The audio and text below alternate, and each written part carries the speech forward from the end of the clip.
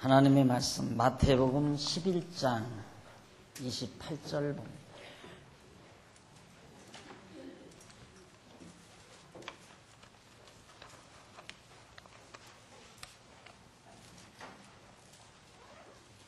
마태복음 11장 28절 수고하고 무거운 짐진 자들아 다 내게로 오라. 내가 너희를 쉬게 하리라.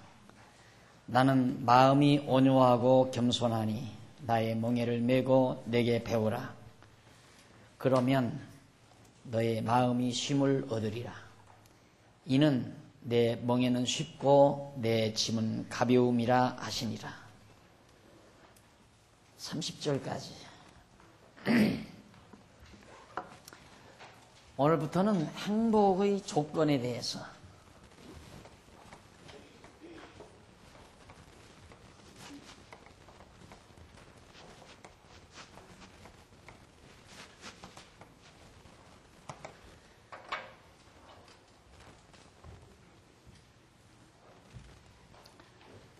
행복의 조건 하면 우리는 보통 내가 어떤 조건을 갖추어야 행복하겠구나 하는 인상을 받으실지 모릅니다.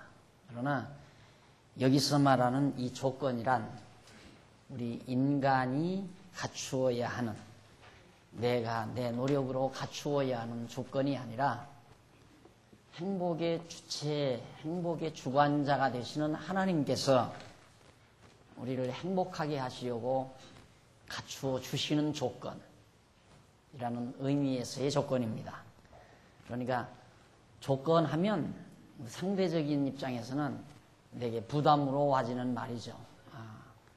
내가 어떤 조건을 갖추어야 되는구나 하는 내 스스로가 져야 하는 조건으로 부담으로 다가오지만 여기서 말하는 조건은 내가 갖추어야 하는 것이 아니라 하나님께서 갖추게 해서 행복하게 하시는 조건입니다. 그렇기 때문에 전혀 우리가 부담을 가져야 하는 그런 의미의 조건은 아니라는 것 먼저 설명을 드리고요. 성도가 누리는 기독교적인 행복은 하나님께서, 여기 나오죠. 하나님께서 몇 가지 조건을 갖추게 하셔서 베풀어 주신다. 하나님께서 우리에게 행복을 주실 때, 복을 누리게 하실 때 몇 가지 조건을 갖추게 해요. 그래서 우리로 하여금 행복하도록, 행복을 누리도록 은혜를 베풀어 주신다. 그 중에 하나가 종교적인 조건이고 또 하나가 심리적인 조건입니다.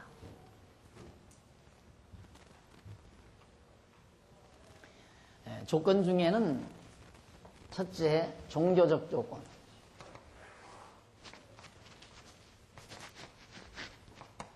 그 다음 이제 두 번째가 심리적 조건입니다.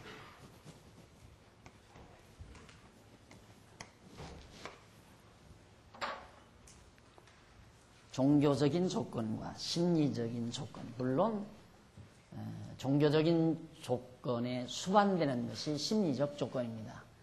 두 개가 완전히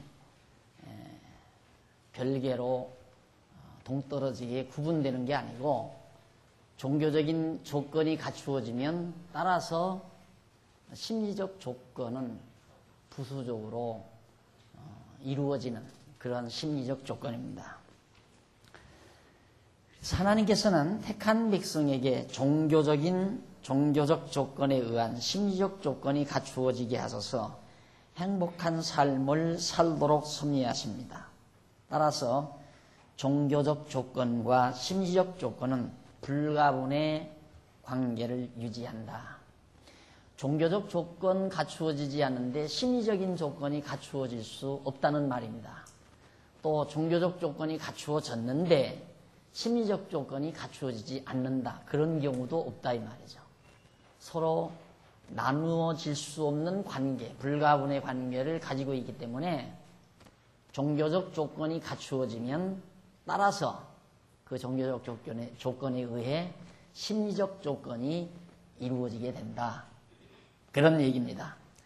그러고 보면 아주 행복의 조건이란 아주 간단 명료하죠.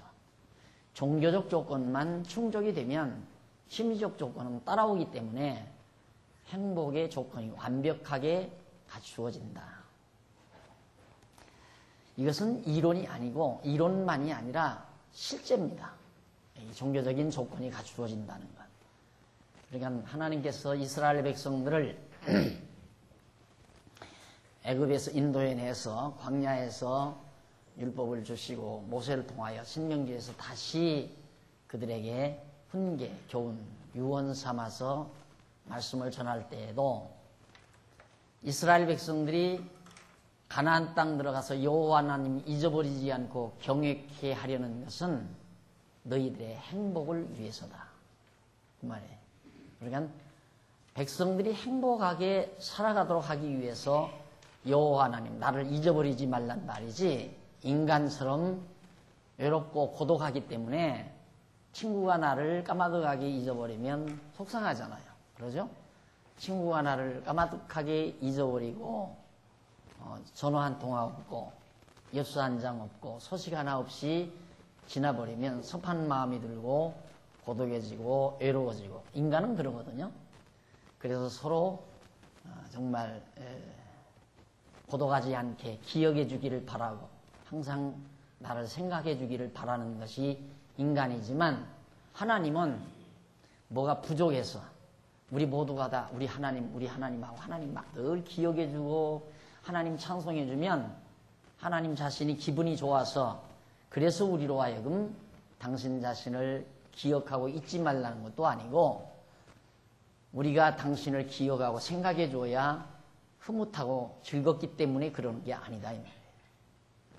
사실 하나님 편에서는 당신의 피조물이, 당신이 지어놓으신 피조인간이 행복하게 하기 위해서 하나님 당신 자신을 잃어버리지 않고 잊지 않고 기억하기를 바라서 율법을 명하는 것이다.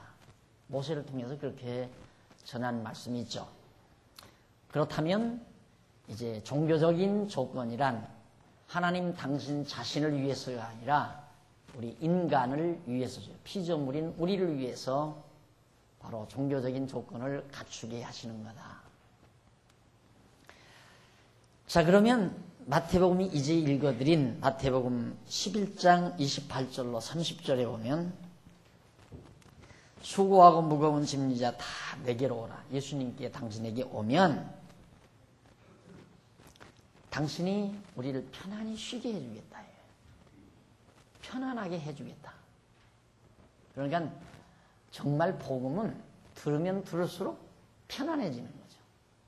근데 재미난 것은 뭐냐면 육체의 편안함은 편안하면 편안할수록 짜증이 생겨요.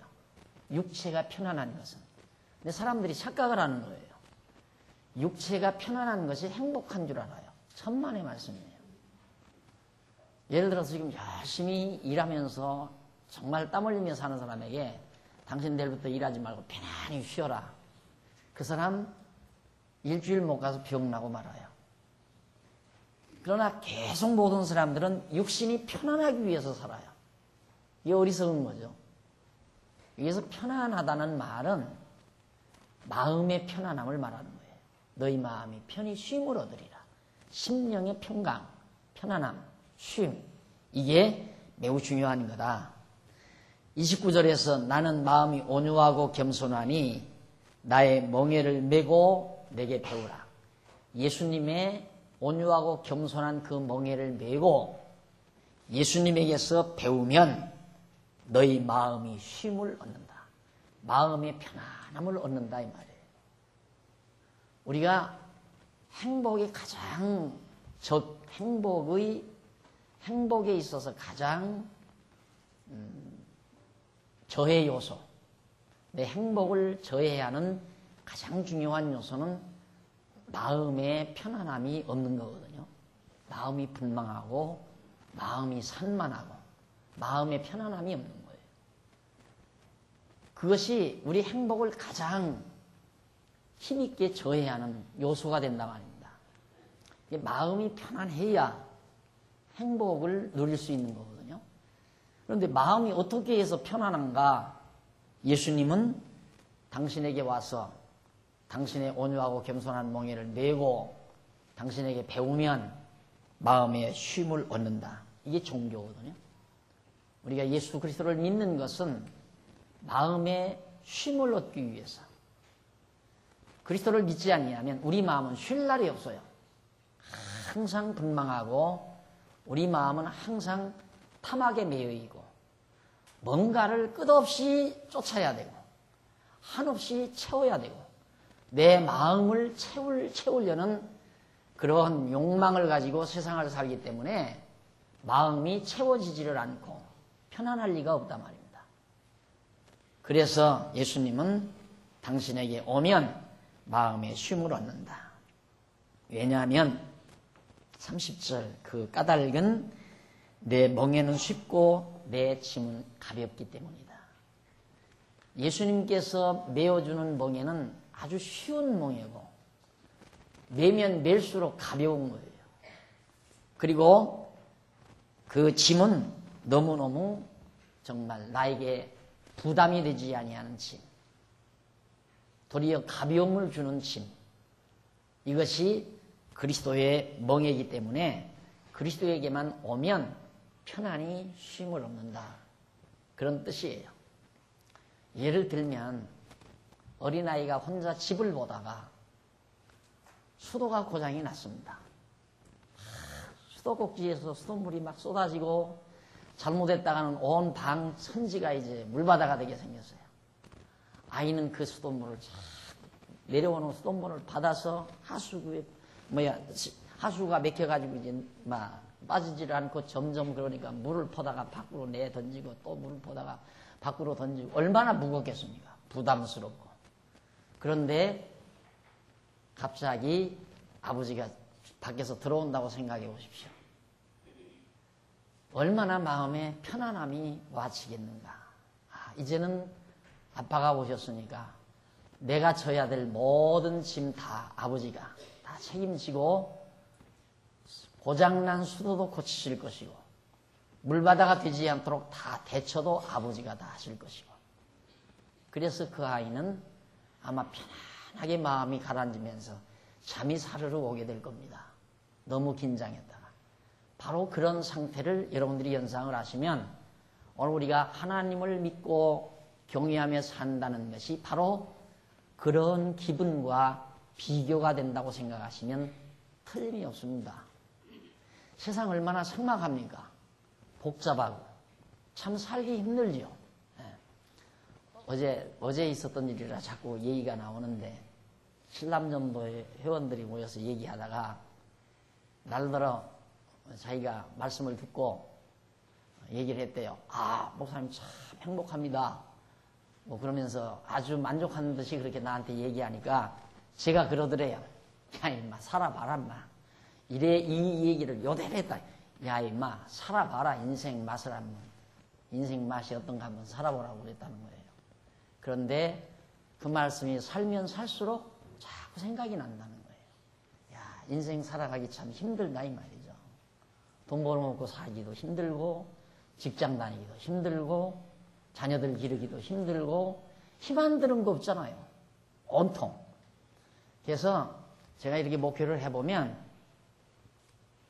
이제 젊은 층 30대 전후반 말씀 공부하는데 별로 관심이 없어요. 지금 관심은 내가 얼마나 넓은 아파트로 이사를 갈 수 있느냐. 이거에 이제 관건이고 내가 얼마나 좋은 차를 탈 수 있느냐. 우리 아이에게 얼마나 좋은 옷을 입힐 수 있는가. 거기에 온통 모든 신경이 다 기울어져 있어요. 대부분.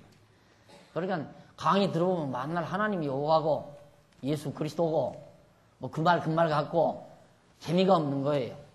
그리고 공부할 생각도 없고 그리고 공부를 하는 것이 뭐 간단하게 한 주일날 강의 들어가지고 이게 뭐가 딱 잡히는 게 아니라 예를 들어서 50회나 60회 나가는 연속 드라마를 갑자기 어느 날 저녁에 앉아서 보니까 뭐 아이들이 젊은 애들이 눈물 찔찔 짜고 울고 불고 뭐 헤어지고 난리를 치는데 아이고 좀 보기 싫다. 야 꺼라 보기 싫다 이거죠.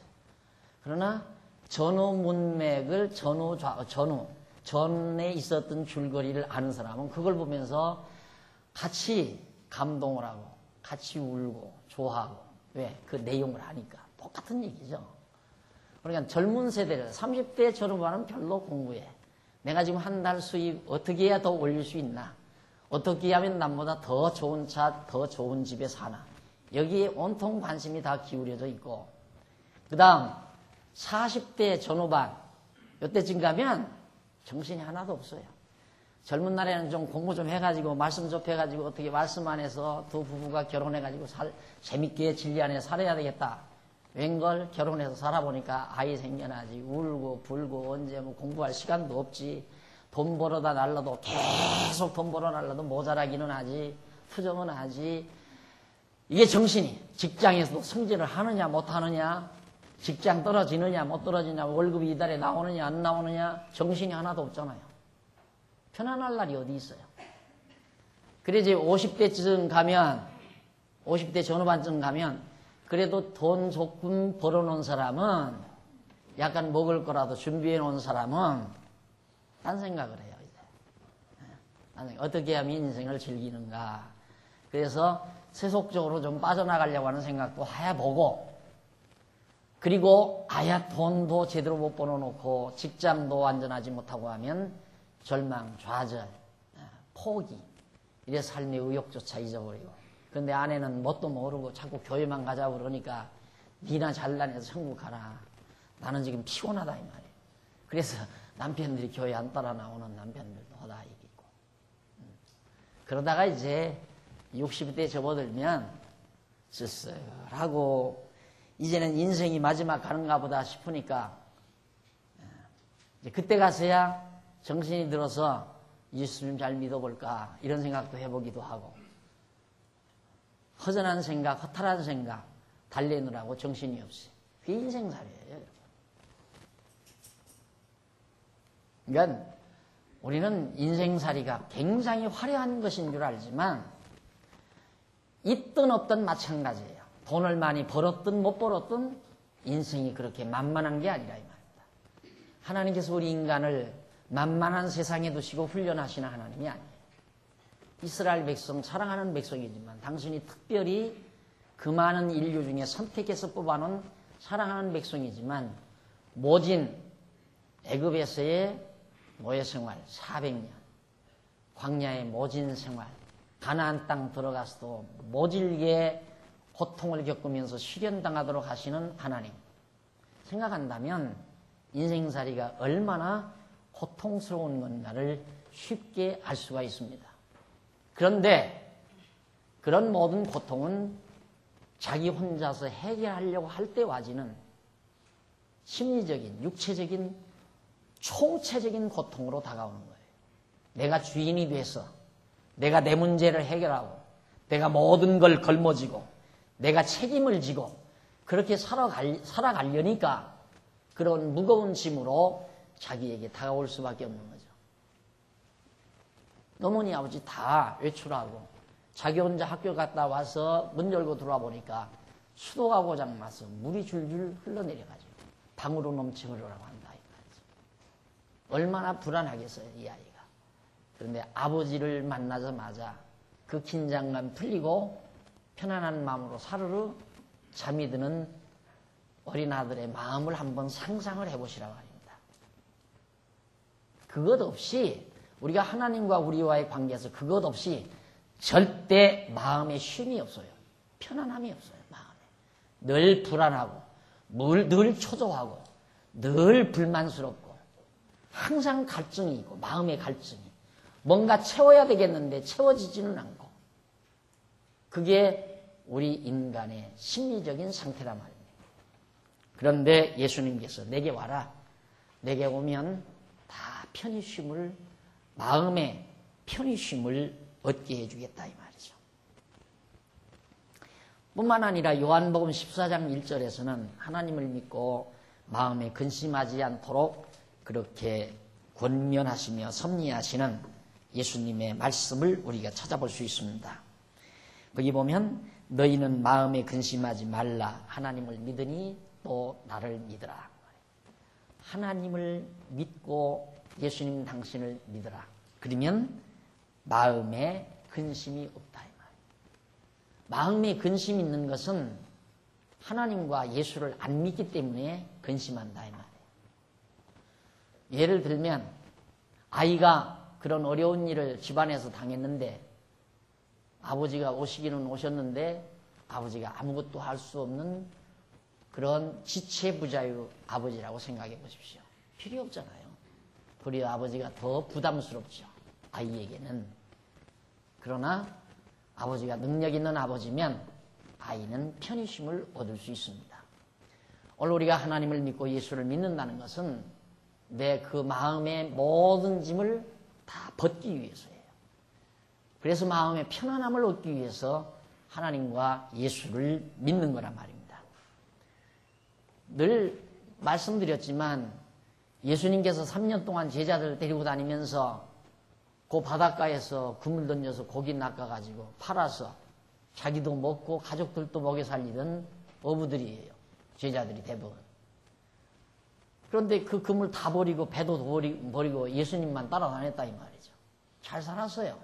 예수님 따라다니면서 어깨도 펴고 정말 불황무식하고 천대받던 그런 제자들 베드로나 이런 사람들이 예수 믿고 완전히 팔자고 친 거죠.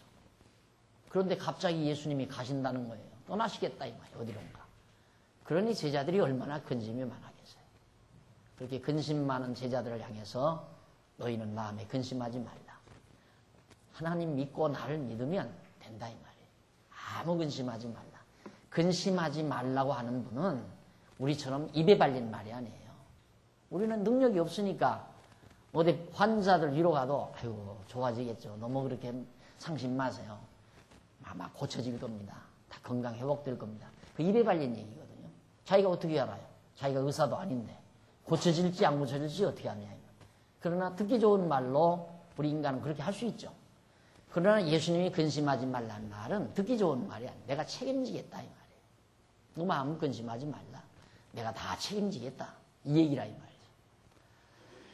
자, 이것이 바로 이제 행복의 기본 조건에서 서론적으로 우리가 생각한 문제인데 우선 첫째로 종교적 조건입니다. 이 종교적인 조건에 있어서 기독교 행복의 종교적 조건은 근본적인 것으로서 하나님을 깨달아 아는 지식과 그에 수반하는 하나님께 대한 신앙,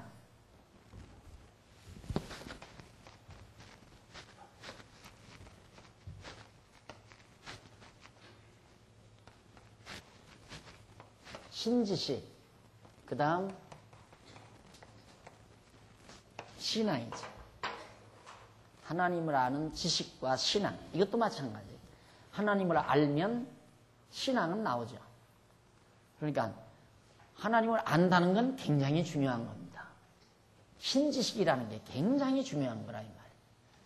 우리 인간의 모든 사고가 여기에서부터 갈라져요.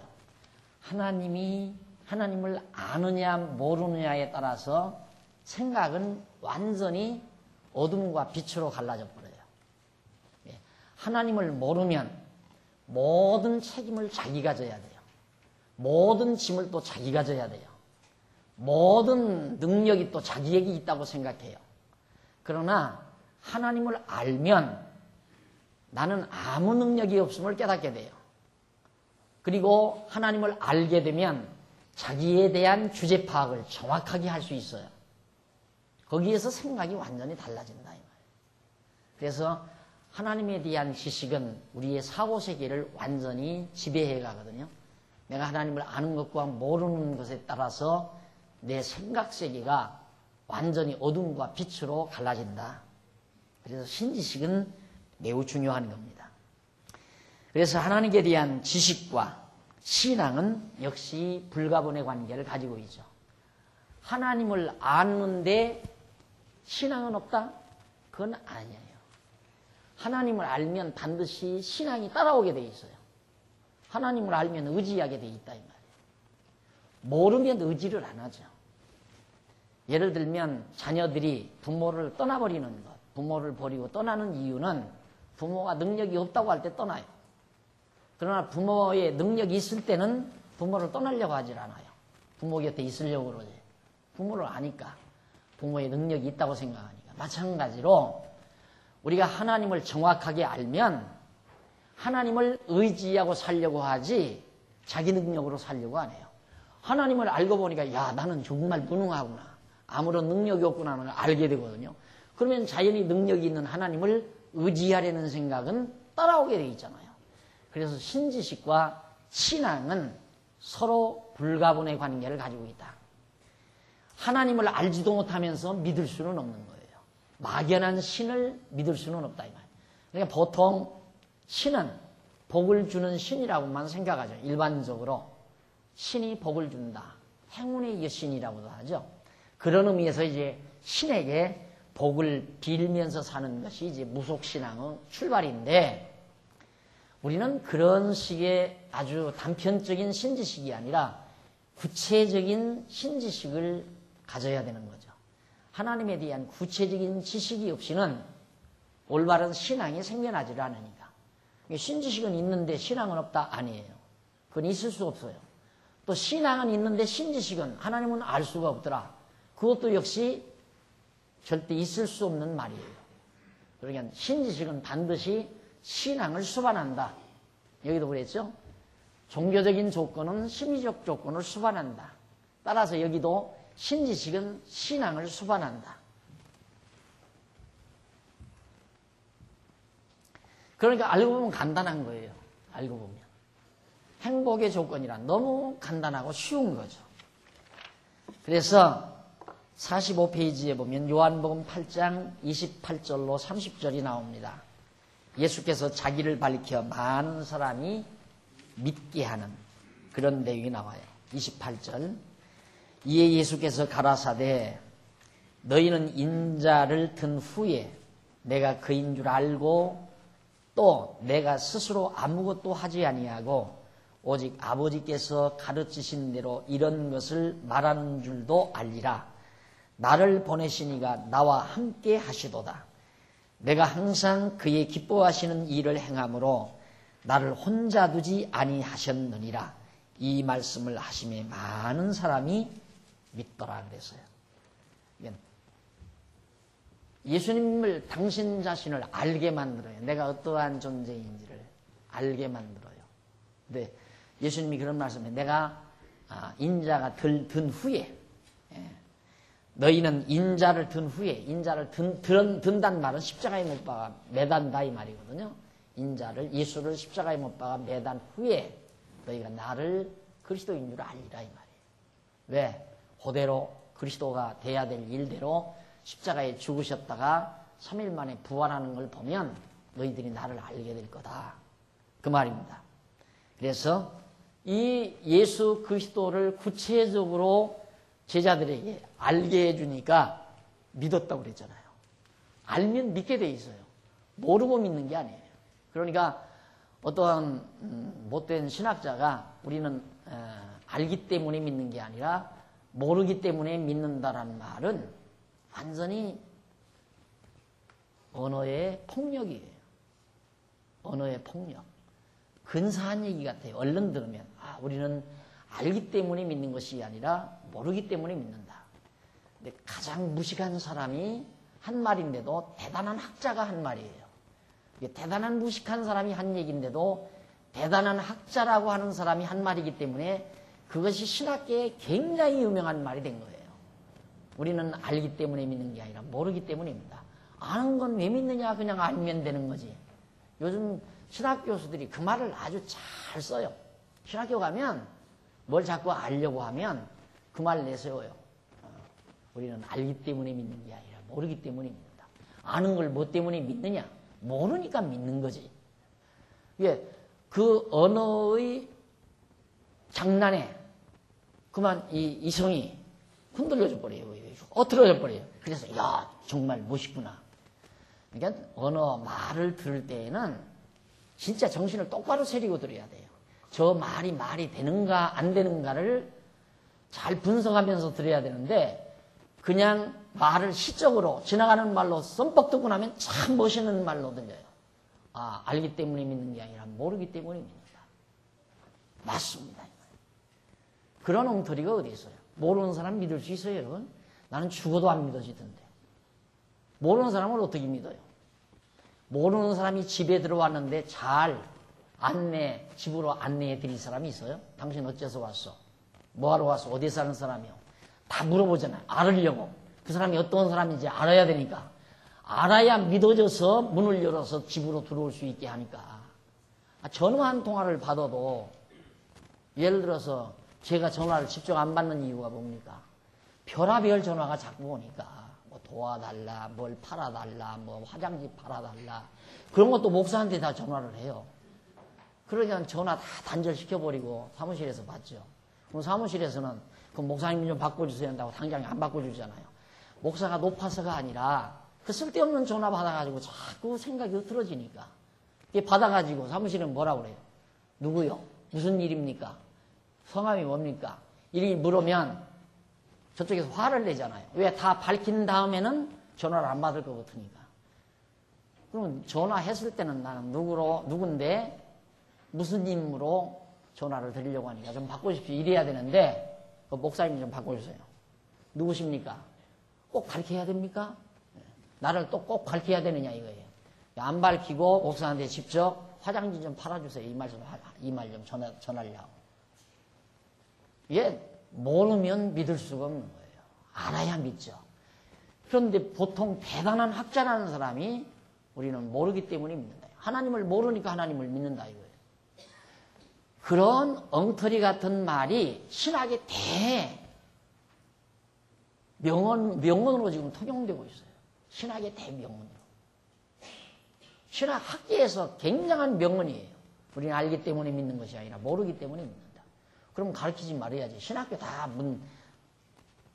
걸어버려야 돼. 학생 모집 하지 말고 뭐로 가르쳐요? 그냥 모르고 믿으라고나 고함 치면 되는 거죠. 그런 건 또 교육은 해. 이게 얼마나 자신들이 모순된 행위를 하고 있는가도 모르면서 하는 거예요. 모르기 때문에 믿음 좋게 하려면 가르치지 말아야 돼요. 알면 안 믿어지니까. 아주 쉬운 말 아니에요. 이게 들으면 저 말이 정말 모순 투성이로 되어진 말이다. 그런데도 그 말을 다 멋있게 학자들이 다 들으니까 그리고 공감해서 그렇게 이용하니까 천만의 말씀. 알아야 믿어요. 신지식. 하나님을 알면 신앙이 생긴다. 신앙은 우리 마음의 평안함을 가져다줘요. 바로 심리적 조건으로 이어지죠. 그래서 예수님께서 자기 자신을 다 알게 하니까 많은 사람들이 예수를 믿었다고 했습니다. 자, 그러면 이런 종교적인 조건 중에 첫 번째가 하나님에 대한 지식입니다. 하나님에 대한 지식. 기독교 행복의 종교적 조건에 있어서 하나님에 대한 지식은 근본적 조건이고 그 이유는 하나님께서 복의 근원이시기 때문입니다. 행복하려고 하면 복을 주는 근본, 복의 주관자이신 하나님을 알아야죠. 그러니까 복은 하나님이 주관하는데 하나님을 알지도 못하면서 행복하려고 하는 것은 어리석은 거죠. 누구 마음대로 행복해요? 자기 마음대로 행복해요? 허다한 사람들이 다 자기 마음대로 행복하려고 하는 거예요. 복은 사실상 하나님이 주관하는데 복의 근원이 하나님이신데 그래서 우리는 하나님을 알아야 복이라는 걸 알 수 있고 또 복을 누릴 수가 있는 거고 그리고 하나님에 대한 지식의 행복의 주체인 인간 자신에 대한 지식을 가능하기 때문에 하나님에 대한 지식이 필요하다. 이 지식이 필요한 것은 첫째는 복의 근원. 그 다음 두 번째 자기 지식. 자기를 알아요. 자기. 보통 그러잖아요. 주제 파악을 하라고 그러잖아요. 주제 파악. 이게 자기 지식이거든요. 자기를 알 수 있는 거. 사람들이 다 주제 파악을 못하는 데서 마음의 안정이 없어요. 주제 파악을 못하는 데서. 이게 누구나가 다 공주고 누구나가 다 왕자 되고 싶죠. 왕자가 아닌데 왕자 노릇 하려고 하니까 문제가 되고 공주가 아닌데 공주병에 시달리니까 문제가 되는 거란 말입니다. 자기 주제를 정확하게 파악한다는 것은 매우 중요한 일입니다. 그래야 오버를 안 하니까. 나의 입지가 이 자리다라고 생각하면 그 자리가 참 제일 좋은 자리예요. 그런데 자기 주제 파악을 못하고 나는 꼭 대단한 자리에 올라앉아야 된다. 이렇게 생각을 하면 늘 불만이죠. 자기 자리에 대한 불만이에요. 그리고 자기가 희망하는 자리에 가지 못한 그런 불만. 그것 때문에 늘 만족이라는 게 없어지게 돼요. 자기 지식을 알게 되면, 자기를 알게 되면 그런 허황된 생각을 하지 않죠. 그래서 그 문제에 대해서 아마 자세히 나올 겁니다. 한번 정리해 보십시다. 호세아 4장 6절에 보면 백성이 하나님을 아는 지식이 없어서 망한다는 그런 내용이 나옵니다. 4장 6절 내 백성이 지식이 없으므로 망하는도다. 내가 지식을 버렸으니 나도 너를 버려 내 제사장이 되지 못하게 할 것이요 네가 네 하나님의 율법을 잊었으니 나도 네 자녀들을 잊어버리리라. 지식이 없으면 망한다. 무슨 지식? 하나님에 대한 지식이죠. 신지식. 복의 근원이신 하나님을 모르면, 지식이 없으면 하나님께서 우리를 버린다는 얘기예요. 우리가 이 말을 바꾸어 생각해야 돼요. 내가 하나님을 모르고 있다는 것은 하나님이 날 버렸다는 얘기예요. 내가 하나님을 안다고 하는 것은 하나님이 나를 취했다는 얘기고. 예를 들면 우리나라에서 정말 그 사생아가 자라가지고 한 살이나 한 6개월이나 아니면 1년쯤 된 사생아가 미국으로 이제 입양을 갑니다. 입양을 가서 그 입양 부모에게 들어가가지고 거기서 살아요. 살면서 점점 그 부모에 대한 지식이 생겨요. 저분은 내 엄마 노릇하고 저분은 내 아빠 노릇하는구나. 자꾸 엄마 아빠라고 하고 엄마 아빠 이러면서 배워나가죠. 왜? 그 입양하는 주인 어머니 아버지가 이 아이를 아들로 받았으니까. 그래서 이제 그 아버지를 어머니를 알게 돼가는 거예요. 마찬가지로 우리도 내가 하나님을 안다고 하는 것은 하나님이 나를 취했다는 얘기거든요. 근데 내가 하나님을 모른다고 하는 것은 하나님이 나를 버렸다는 얘기예요. 나를 아직 취하지 않았다는 증거란 말입니다. 그러니까 하나님이 나를 당신의 자식으로 취해드렸으면 나는 하나님을 알게 돼 있고 하나님을 알다가 보니까 나에 대한 지식이 생기는 거예요. 나는 하나님의 백성. 그리고 하나님의 정하신 뜻대로 살아갈 수밖에 없는 자. 하나님이 망하게 하면 망할 수밖에 없는 자. 하나님이 흥하게 해야 흥하는 자. 나를 하나님께서 붙들어 주어야 내가 이 세상을 버티고 살아갈 수 있는 자. 하나님이 나를 세상에 버려두면 나는 온갖 고통을 당할 수밖에 없는 자. 이런 구체적인 자기지식이 생기는 거죠. 하나님을 알아야.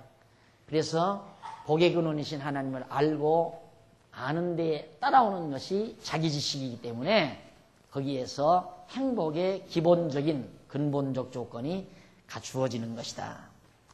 호세아 6장 6절에 보면 번제보다 하나님을 아는 것을 원한다고 그렇게 말합니다.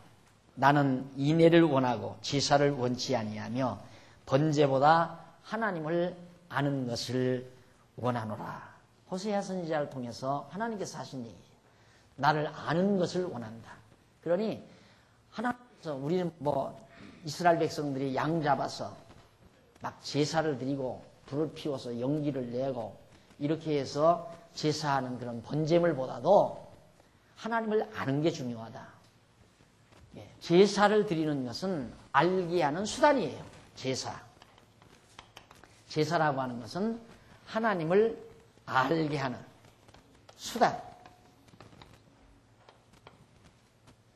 제사를 계속 드림으로 이스라엘 백성들이 하나님을 알게 돼요.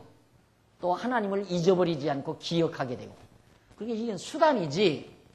그런데 이 수단에 중점을 두어서는 안 된다 이 말이죠. 이건 하나의 수단이고 목적은 하나님을 아는 것이 목적이에요. 그러니까 아는 것을 하나님이 원한다. 근데 하나님은 알지도 못하면서 제사만 드린다? 하나님과 아무 관계가 없는 거죠. 그래서 하나님을 아는 것이 얼마나 중요하다는 것을 선지자들이 구약에서 호세아 선지자가 여러 차례 말했죠. 너희가 망하는 것은 나를 몰라 망한다. 하나님을 모르기 때문에 하나님 지식이 없어서 망한다. 또 내가 제사보다도 나를 아는 것을 원한다. 호세아가 주로 외쳤던 이스라엘 백성들을 향해서 외쳤던 내용입니다. 예, 참 여러분 세상 살면서 능력 있는 선배 하나 알고 사는 것도 든든하죠. 인생 사람들이 보통 그렇게 살아갑니다. 능력 있는 선배, 안 그러면 능력 있는 집안 어른, 그분과 친교를 맺고 잘 아는 것, 거기에다가 굉장히 힘을 주고 살아요. 사람들이. 또 내 동양, 내 동문 중에 대단히 힘 있는, 정치적으로, 사회적으로, 경제적으로 힘 있는 그런 사람과 교류하며 산다는데 굉장히 자부심을 가지고 사는 경우가 많습니다. 왜? 자기를 아니까. 나는 능력이 없는데 내 선배는 능력이 있다 이거예요. 그러니까 은근히 의지가 되는 거예요. 설마 내가 망하면 선배가 나를 붙들어주지 않겠나. 이런 생각. 또 형제 중에 누가 힘 있는 형제가 있으면 자꾸 그걸 의지하게 되죠. 나는 능력이 없는데 형님 중에 굉장히 능력 있는 형님이 있으니까 내가 설령 사업하다 망하면 형님이 돌봐주지 않겠나. 이런 막연한 생각 때문에 그렇게 마음을 정해놓고 좀 위안을 받아요. 사람들이. 그것도 하나의 종교예요. 뭔가를 의지하는 건 다 종교거든요. 사람이 돈을 의지해도 종교고, 명예를 의지해도 종교고, 권력을 의지해도 종교고, 선배를 의지해도 종교고, 형님을 의지해도 종교고, 큰아버지를 의지해도 종교고, 건강을 의지해도 종교고, 뭐든지 자기가 뭔가를 의지하는 것은 하나의 종교 행위예요. 물론 잘못된 종교죠. 잘못된 종교. 이게 참 종교라고 하는 건 정말 능력 있는 하나님을 알고 그 하나님을 의지하는 신앙. 이것이 참 신앙, 참 종교란 말입니다. 종교인 아닌 사람 없어요. 다 종교인이에요. 왜 무엇 때문에 자꾸 부동산이라도 좀 많이 해놓으려고 하는 이유가 뭐예요? 그것이라도 의지하고 살려고. 아, 든든하다. 이 정도 해놨으면 이제 든든하다. 그걸 의지하고 사는 거예요. 그러니까 한번 바꿔놓고 생각해 보세요. 생명력 있는 사람이 그 돈덩어리 의지하고 산다는 게 좀 쑥스럽잖아요? 그 돈덩어리 의지하고 산다는 게 쑥스럽죠? 그런데 그게 보편적이니까 당연한 것으로 받아들이는 거예요. 그 보편적인 거니까. 아, 그럼 돈 많이 벌어놔야 안정이 되지. 안정하는 것이 돈 많이 벌어놓고 좋은 회사에 딱 취직이 되면 아, 이제 생활의 안정권에 들어갔다. 이거거든요? 그게 종교라 이 말입니다, 그것도. 그런데 사실 그게 의지할 만한 것이 못 되잖아요. 절대. 어떤 것도 의지할 만한 대상이 못 돼요. 어느 것도. 그러나 사람들은 하나님을 모르니까 뭐라도 의지해야 되기 때문에 의지할 걸 자꾸 만들죠. 어떻게든지 그래서 자기가 의지할 걸 만들어 놓고 그걸 의지하고 마음의 안정을 얻으려 하는 거예요. 얼마나 그게 모순된 행위인가를 잘 생각해 보면 알 수 있습니다. 근데 오늘 우리가 하나님을 알고 하나님을 의지하는 참 신앙을 가진다는 것이 얼마나 정말 고상한 것인가를 우리가 잘 연역적으로 생각을 해도 분명해진다는 말입니다. 자, 그러면 그 하나님에 대한 지식은 그렇고 하나님에 대한 신앙이 나와요. 하나님에 대한 신앙. 기독교 행복의 종교적 조건에 있어서 하나님에 대한 신앙은 하나님에 대한 지식에 수반하는 근본적인 조건이다. 죄송합니다. 하나님에 대한 신앙은 수반하는 근본적인 조건. 하나님에 대한 신앙은 하나님에 대한 지식에 수반하는 결과적인, 근본적인 것이 아니라 결과적인 겁니다. 잘못 미스프린트예요. 지식에 수반하는 결과적인 조건이다. 인간이 하나님을 알면 스스로 나약하고 비천한 존재임을 깨닫게 되므로 하나님께 대한 신앙이 자연스럽게 누가 믿으래서 믿는 게 아니에요. 믿어지게 돼 있는 거죠. 신명기 6장 24절에 보면 규례와 명령은 백성들의 행복한 삶을 위한 것이다. 아까 제가 설명해 드렸죠.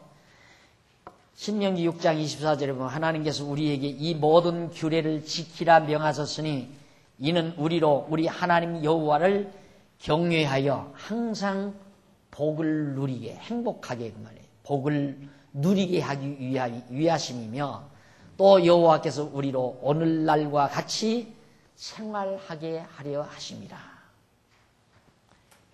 행복하게 생활하게 하려고 하나님께서 규례와 명령, 율법을 명하셨다.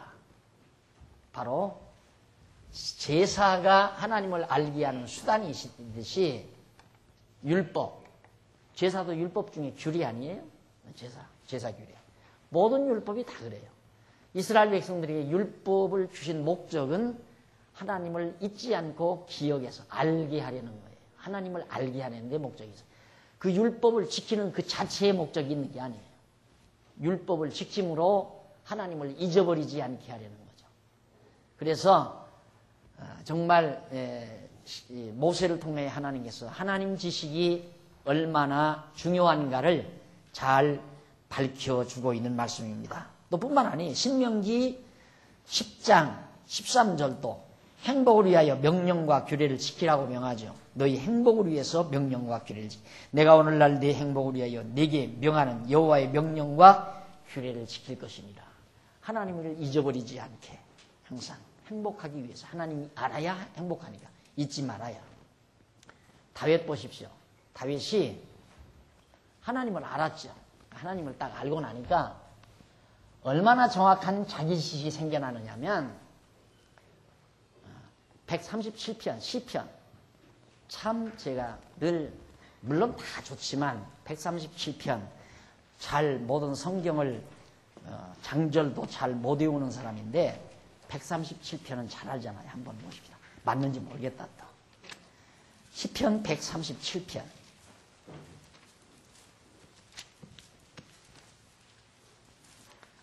죄송합니다. 응? 맞은가요? 안 맞네요. 131편. 131편. 거기 보면 잘 보세요. 여호와여 내 마음이 교만치 아니하며 내 마음이 교만하다는 말은 주제 파악을 모르고 못하고 자기를 굉장히 공주가 아닌데 공주 자리에 놔 있는 거. 왕자가 아닌데도 왕자 자리에 자기 마음을 올려놓은 거. 그 교만한 마음이죠. 내 마음이 교만치 아니하고 내 눈이 높지 않다. 내 눈이 높지 않다. 이게 전부 주제 파악 못한 데서 마음도 높이고 눈도 높이는 거거든요. 마음과 눈을 높이는 거. 그래서 우선 자기가 겸손해졌다 그 말이에요. 하나님을 알고 나니까 내가 굉장히 겸손해졌고 또 내가 큰 일과 미치지 못할 기이한 일을 힘쓰지 않습니다. 내가 큰 일과 미치지 못할 기이한 일을 힘쓰지 않습니다. 다윗이 한때 자기가 하나님의 성전을 여호와의 전을 자기가 짓고 싶었어요. 왜 인간인데 그런 마음이 없겠어요.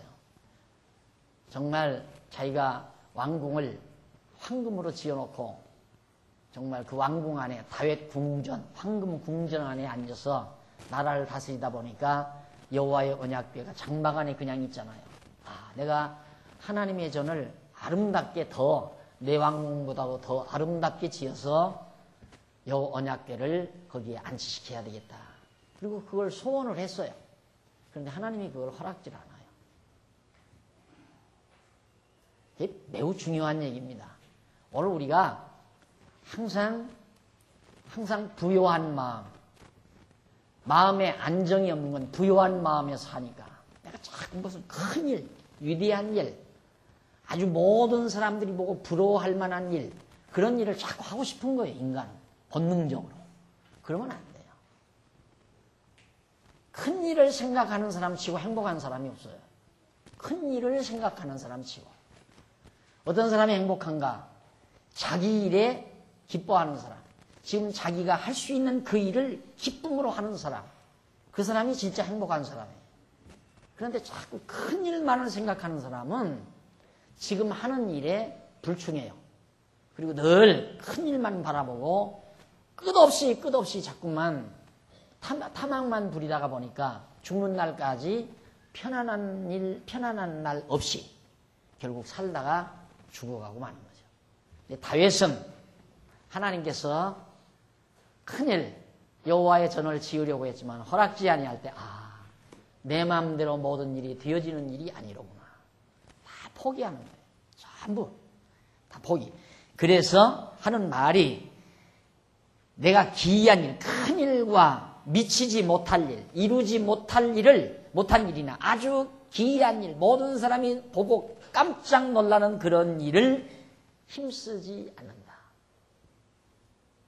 그런데 인간적으로는 그런 일에 힘써야 돼요. 야망을 가지고 막 스케일을 크게 이렇게 해서 야망을 가지고 막 큰 일을 해나가요. 아마 그런 지도자를 만나면 피곤하죠. 제가 언젠가 강남의 큰 교회 수양관을 제가 한번 가본 일이 있습니다. 수양관에 가보니까 거창하게 해놨어요. 거창하게 해놓고 뒷동산에다가 막 전부 예수님 십자가, 빌라도 앞에서, 법정 앞에서 이렇게 재판받는 그런 모습, 그 다음 십자가 지고 올라가는 모습, 가서 매달린 모습, 무덤에서 부활하는 모습 등등을 전부 조각품으로 만들어서 아주 이렇게 다 조각을 만들어 놨어요. 그리고 거기다가 전부 그걸 만드는 데 비용을 댄 권사들의 이름, 장로님들의 이름, 성도들의 이름을 다 이렇게 새겨놨어요.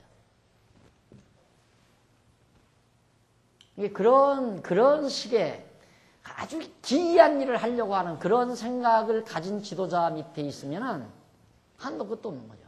그런데 어느 분 하나가 나이 늑수구레 한 분이 나는 거기 그냥 관리하는 사찰인 줄 알았어요. 그런데 그 교회 장로래요. 그런데 막 얼굴이 이그러져 버렸어, 완전히. 거기 와서 그런 정도 할 정도의 장로면 아마 굉장히 큰 공헌자일 겁니다. 하는 얘기가 피곤합니다. 피곤합니다. 한도 끝도 없다 이거예요. 한도 끝도. 왜? 자꾸 큰일 하려니까. 더 크게, 더 많이. 그리고 남들이 하지 못하는 기이한 일 자꾸 하려니까. 다윗 안 그랬다 이거예요. 난 그거 하나입니다. 기이한 일을 힘쓰지 아니하나이다. 그러면서 바로 하는 얘기가 2절에 나와요. 실로 내가 내 심령으로 고요하고 평온케 하기를. 얼마나 고요하고 평온하게 하는가. 왕이, 이스라엘 백성들을 다스리는 왕, 대왕이 그렇게 마음이 쉴 날이 있어요. 다 고뇌해야 되고 다 생각해야 되고. 어제 유시민이 그 토론회에 나왔는데 불쌍하더라고요. 얼굴이 새카매요. 유시민 씨, 국회의원. 나라를 어떻게 좀 잘 만들어 봐야 되겠는데 해결 방책은 안 나오고 뭔 일이 이루어지진 않고 내가 볼 때 간이 상당히 나빠진 것 같아요. 의사는 아니지만 나빠지지 않을 수가 없죠. 여기저기서 배고파 죽는다고 그러지. 직장 없다고 아우성이지. 인기는 점점 떨어지지. 막 신문에서는 전부 공격을 해야 되지. 야당에서는 고함을 지르지. 하루 한 날 편안한 날이 있겠어요? 정치하는 사람은 하나님 모르고 정치하면 그렇게 돼야 될 수밖에 없어요. 지금 나라 꼴이 이 꼴인데 간이 안 상하면 돼? 정치하는 사람이 간 상해야지. 그러니까 요즘 정치인들이 만약에 나와서 싱글벙글 그냥 돼지 기름이 질 흐르면 그건 정치인이 아니에요. 다윗은 진짜 통치자가 하나님이라는 걸 깨닫기 때문에 자기 마음이 심령이 어느 정도냐면 고요하고 평온케 하기를 어디다 빗댔느냐면 젖된 아이가 그 어미 품에 있음 같게 하였나이다. 하였나니 내 중심이 젖된 아이와 같도다. 젖된 아이란 말은 젖을 완전히 떼버린 아이를 말하는 게 아니에요. 애기가 막 배고파서 울잖아. 하고 울다가 엄마가 와서 젖을 먹이잖아요. 그러면 이제 양쪽 젖을 다 먹고 나서 배가 이만큼 뻘렁 불러오니까 더 이상 이제 바랄 것이 하나도 없는 거예요. 그러니까 젖 다 먹고 나면 애기가 엄마 품에서 젖꼭지에서 입을 쭉 빼놓고는 싹 잠들어 버려요. 그렇게 자기 마음이 평온합니다. 이것이 하나님을 알고 경외하는 자의 본바탕이에요. 그 마음이, 그 심리적인 조건이 이루어지는 거란 말이에요. 반드시 그렇게 이루어지게 됩니다. 다윗이 그랬다 이 말이에요. 그렇게 노래 부르잖아요. 그렇게 하였도다. 갔도다. 이스라엘아, 지금부터 영원까지 여호와를 바랄지어다. 여호와만 바라고 살라 이 말이에요. 바라고. 여호와 하나님만 바라고. 거기 위에는 방법이 없어요. 유일한 방법이에요. 행복을 누리는 유일한 방법. 다른 방법이 없어요. 어떤 방법이라도 한번 제시해 보세요. 없어요. 절대 없어요. 우리 잠언서, 요즘 잠언서 배우지만 언젠가 전도서도 배울 날이 있겠죠. 전도서 솔로몬이 다 얘기해줘요. 천하 없는 방법을 다 채택해도 그걸로 행복하지 않네요. 항상 마음이 허탈해요. 뭔가를 마음에다 채워야 돼요. 자꾸만 뭔가 채워야 돼요. 갈증이 있어요. 허전하고, 그리고 쓸쓸하고, 고독하고, 외롭고. 나이 들면 나이 들수록 더 그러는 거죠. 그래서 나이 들면 제일 힘든 게 뭐냐? 물론 경제적인 조건은 뭐 더 말할 것도 없지만은 심리적으로는 외로움, 고독. 모두가 자꾸 이제 버리잖아요. 무관심해 버려요. 다. 나이가 들면 젊은이들이 다 싫어해요. 싫어하는 만큼 또 노인들은 또 자꾸 젊은이들에게 다가가려고 그래요. 다가가면 다가가는 만큼 또 젊은이들은 더 부담스러워해요. 그러니까 불쌍하게 되는 거죠, 나이 들면. 이게 나이 들면 젊은이 가까이 하는 게 아니에요. 몰라서 그래요. 젊은이를 자꾸 가까이 하려고 하는 것은 자기 만족이 없으니까 가까이 하려고 그래요. 나이 들수록 정말 자기 포지션을 딱 지켜야 돼요. 하나님 앞에서 자기 자리 딱 지키면 도리어 젊은이들로부터 존경을 받죠. 그러나 젊은이들을 자꾸 의지하고 젊은이들에게 자꾸 다가가게 되면 젊은이들은 부담스러우니까 자꾸 피하는 거예요. 여기 이렇게 있다가도 저기 나오면 그냥 얼른 더 피해요. 슬슬 안 본 척하고. 다가갈 것 없어요. 저는 지금부터도 자꾸 그걸 연습을 해요. 연습보다 자꾸 마음에 다짐을 해요. 절대로. 젊은이들이 나를 찾아오는 이서로 내가 젊은이는 절대 죽어도 안 찾아가야 된다. 이것이 내 노후 생활의 하나의 목표예요. 젊은이들이 설령 나에게 지혜를 듣기 위해서 찾아올 망정 내가 젊은이들을 절대 찾아다니지는 않는다. 그렇게 하려면 의지력만 가지고 되는 게 아니에요. 이분하고 나하고 관계.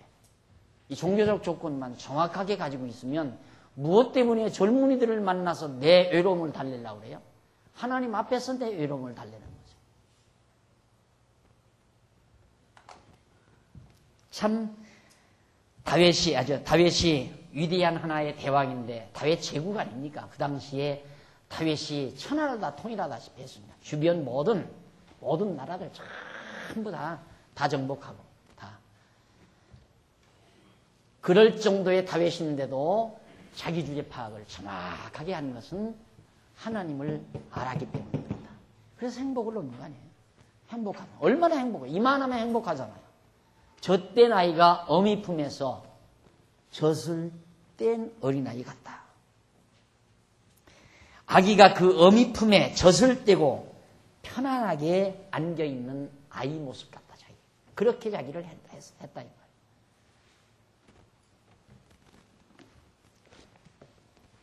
그래서 정말 하나님을 잊어버리지 않고 기억하고 그 하나님에 대한 지식이 얼마나 중요한가.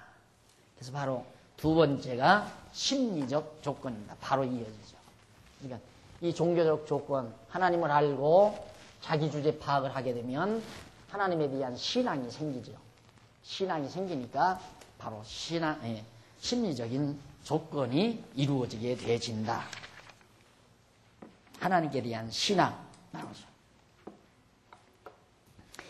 그러면 심리적 조건은 기독교 행복의 심리적 조건은 지역적인 것으로서 종교적 조건에 의한 심령의 평안과 그에 따른 만족감의 충만함으로 이루어진다.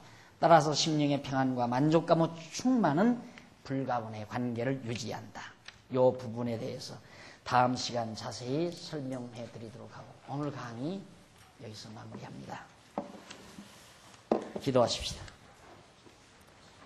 자비로우신 하나님 아버지, 우리들 하나님 몰랐으면 우리가 너무 마음의 부요함을 가지고 살 뻔했습니다. 다윗이 하나님 앞에서 어린아이처럼 심령의 고요함과 평온함 그렇게 누렸듯이 오늘 우리들도 그렇게 살기를 간절히 소원합니다. 하나님 아버지여, 하나님에 대한 확실한 지식을 우리가 가지고 정말 나 자신의 모습을 정확히 파악한 다음 하나님을 의지하고 사는 슬기로운 종들이 되게 하시옵소서. 우리들의 행복을 위하여 명하신 말씀들을 우리 늘 기억하고 생각하면서 여호와 하나님 의지하고 참 평안을 누리며 사는 지혜로운 성도들 되도록 역사하시옵소서. 예수님의 이름으로 기도드립니다. 아멘.